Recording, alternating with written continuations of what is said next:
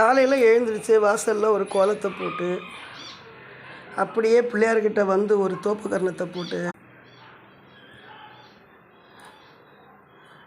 அப்படியே நேராக பூஜை ரூமுக்குள்ளே போய் பாருங்கள், விளக்கேற்றின காமாட்சி அம்மா விளக்குக்கு வந்து ஒரு 2 சொட்டு நெய், இல்லைன்னா நல்லெண்ணெய், இல்லைன்னா விளக்கெண்ணெய் வச்சு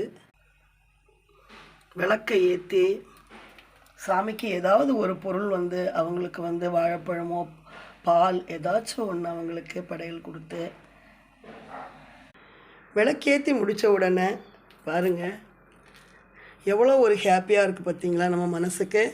பாருங்கள், சாமிக்கு வாழைப்பழம் பால் ஏதாச்சும் ஒன்று நம்ம கொடுக்கலாம். பாருங்கள், இப்படியே துவங்கக்கூடிய அந்த காலை பொழுது எல்லாருக்குமே மிக மிக இனிமையாக இருக்கும். இந்த மாதிரி நம்ம பூஜைகள் பண்ணும்போது நம்ம வீட்டு குழந்தைகள் பார்க்குறாங்க அப்படின்னா அவங்களுமே ரொம்ப ஹாப்பி ஆகிடுவாங்க, நல்லா இருப்பாங்க. முடித்த உடனே சுட சுட ஒரு டீயை குடிச்சுக்கிட்டு